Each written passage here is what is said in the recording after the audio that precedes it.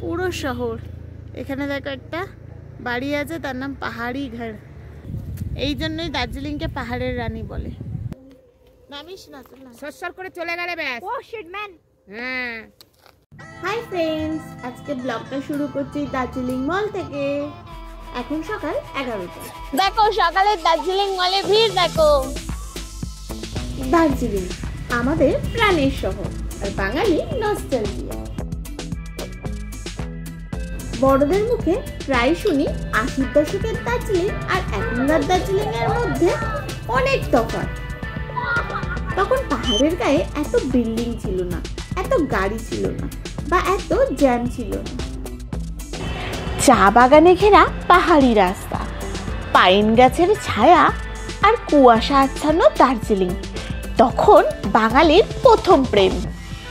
তবুও আজ এক অচেনা দার্জিলিংকেই দেখতে বেরিয়েছি পায়ে হেঁটে।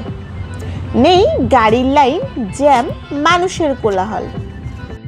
বন্ধ মার্কেট, দোকান, বাজার, রেস্তোরাঁ। এই যেন এক অজানা দার্জিলিং। সেই মেশো, বনু, আমার বর, মেয়ে সবাই মিলে মহাকাল মন্দিরে যাচ্ছে। দার্জিলিং চৌরাস্তার মোড়ে রয়েছে মহাকাল মন্দির যাবার রাস্তা। মহাকাল কিন্তু শিবেরই আর একটা রূপ। চলো আমার সাথে আগে সেখানেই যাই। আমার বোনের ডিমান্ড, শুধু আমাকে ফটো তুলে দিবি, রিলস বানিয়ে দিবি, দেব। মহাকাল মন্দিরটা খুবই সুন্দর, কিন্তু উঠতে খুব কষ্ট।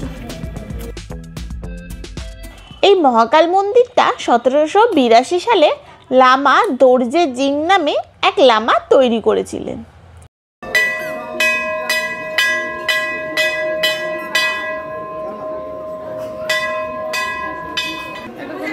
জুতো রাখছে সবাই। এই কল থেকে হাত ধুয়ে মন্দিরে যাবে, এখান থেকে প্রসাদ কিনে ওপরে পুজো দিতে যাবে। এখানে 50 টাকার 100 টাকার ডালা পাওয়া যায়, এখান থেকে প্রসাদ কিনে পুজো দিতে পারো। এই মহাকাল মন্দিরের ঘন্টা মল থেকেও শোনা যায়।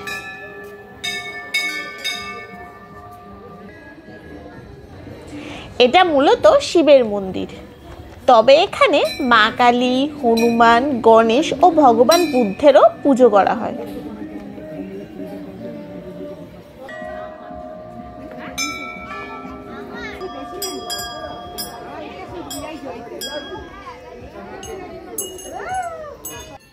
এই পিছনে এগুলো দেখতে পাচ্ছে, এগুলোকে লোমতার বলে। পাহাড়িরা গ্রহদোষ কাটানোর জন্য এইগুলো বেঁধে দিয়ে যায়। এর মধ্যে গ্রহর কিছু নাম ফাম লেখা আছে, এইগুলো বেঁধে দিয়ে গেলে গ্রহদোষ কেটে যায়।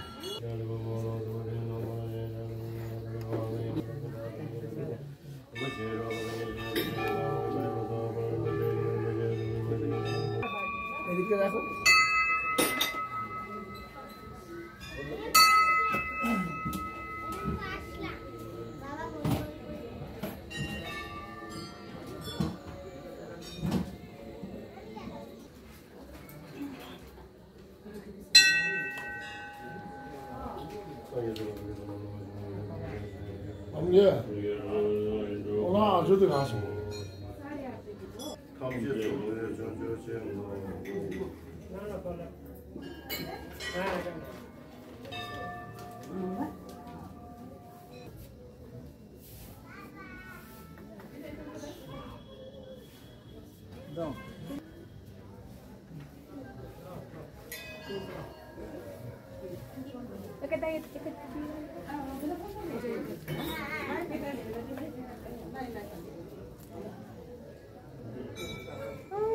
কি সুন্দর।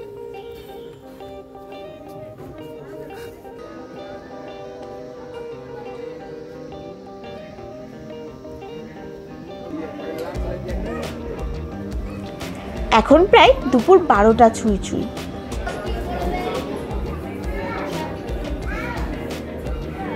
এই সময় প্রসাদ দেওয়া হয় মন্দিরে।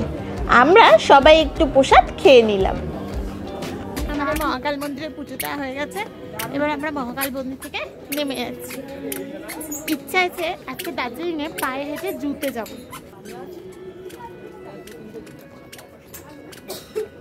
মন্দির থেকে নেমে একটু এগোলেই পরে তিনটে কাঞ্চনজঙ্ঘা ভিউ পয়েন্ট। আমরা ফার্স্ট ভিউ পয়েন্টের সামনে চলে এসেছি। চলো তোমাদের ভিউ পয়েন্ট থেকে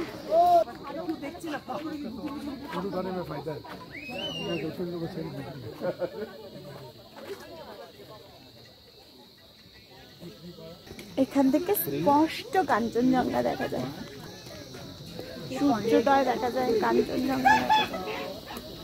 ওর একটা ঝিঝি পোকার ডাক, মনে হচ্ছে আমরা জঙ্গলের ভেতর দিয়েই যাচ্ছি।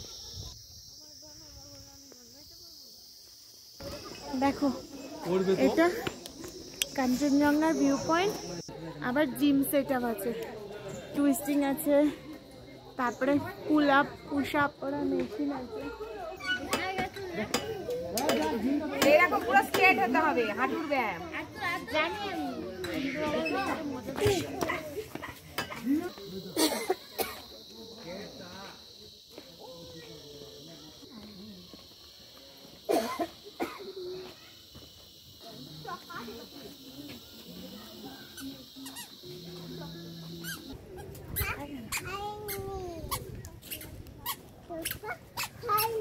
আমার মেয়ে কাল থেকে শুধু বলেছে থুপ্পা খাইনি, থুপ্পা খাইনি।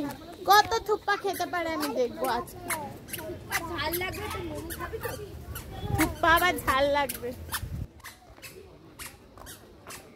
পাশে রাজভবন।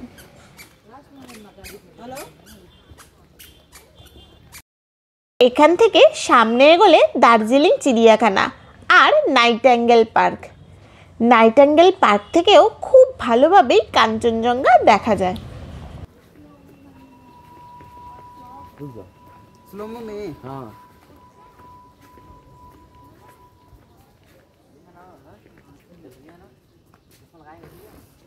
দেখো পাহাড়ে ফুল, ছোট ছোট ফুল।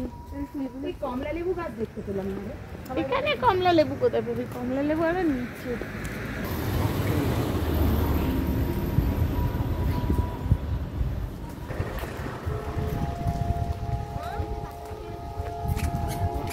আমাকে একটু জলটা দাও তো। শেষ করে দিয়েছো?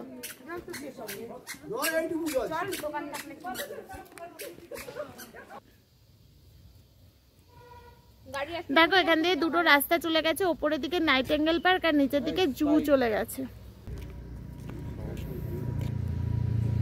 দেখো পুরো শহরের ভিউ দেখা যাচ্ছে, পুরো শহর। এখানে দেখো একটা বাড়ি আছে, তার নাম পাহাড়ি ঘর। ভর্তি বাড়ি পাহাড়ে।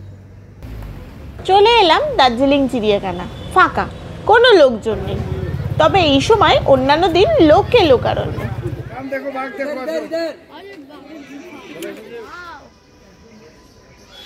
আজ অন্যরকম শান্ত নিরিবিলি দার্জিলিং। আমার পিছনেই দার্জিলিং গভর্নমেন্ট কলেজ।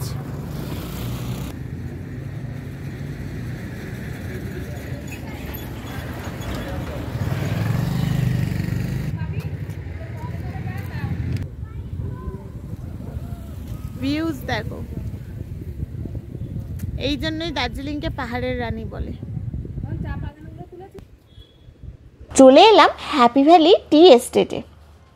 440 একর জমির ওপর এই চা বাগান।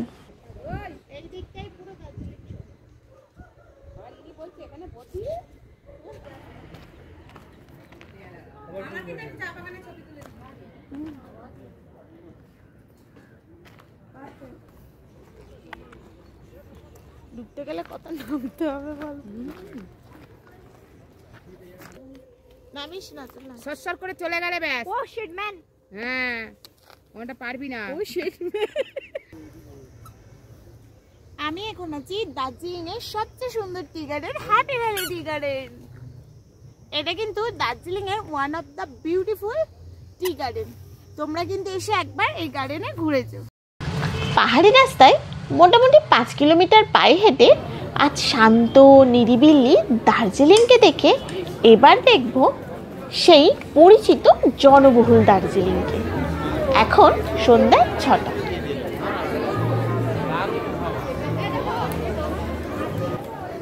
আজ এই পর্যন্ত। ভিডিওটি কেমন লাগলো কমেন্টস করে জানাবেন। আর ভালো লাগলে অবশ্যই জুলিস ডে আউট চ্যানেলটি সাবস্ক্রাইব করে নেবেন আর ভিডিওতে লাইক করতে ভুলবেন না। টাটা।